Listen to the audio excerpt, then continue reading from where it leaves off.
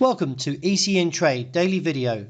Before we begin, it should be noted that any advice is of a general nature only and that your personal circumstances have not been taken into consideration. Hello everyone, my name is Rob Clayton and thank you for joining me. Well, once again, since the rebound of 76.60, where the bull camp is for the Australian dollar, the market is back to nearly the top side of the range. That's seen a cap around 78 cents. It is anticipated that the weak technicals should again see a failure for any further advancement and therefore see a turnaround and look back towards the bottom side of the range as we continue to hold within the broader parameters of 76.60 to 78 figure 15.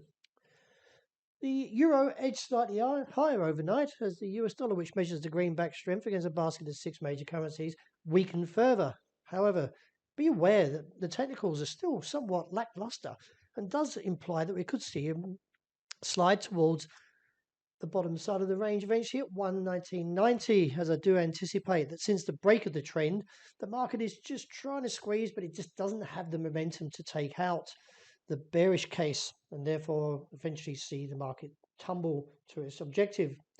Looking at dollar yen, the market is still somewhat weak and therefore does look towards 108.45. I do anticipate from there could see a bullish reaction. Sterling still holding within the range of 140.80 to 142.45. Little to say in terms of the bull case, but the bears, the market is still somewhat negative when you look at the MACD and also the RSI. So I do anticipate eventually a down test towards that 140.80 and then maybe down towards the 140 region. That would imply that sterling yen would slip further to the downside to 153.5 since the break of the trend, and the technicals are weak. Keep an eye on gold though. The rebound of this trend line seen around 1,855 has put the focus back on towards that 1,900 level. I feel there's a bull trap here.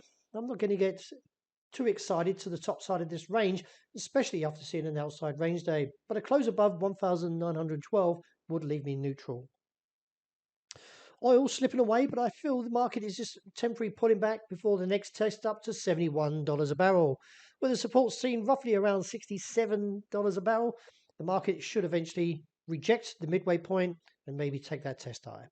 Well, that wraps it for today. Thank you very much for joining me. As always, look after the intraday report. Hope you enjoy the rest of the day.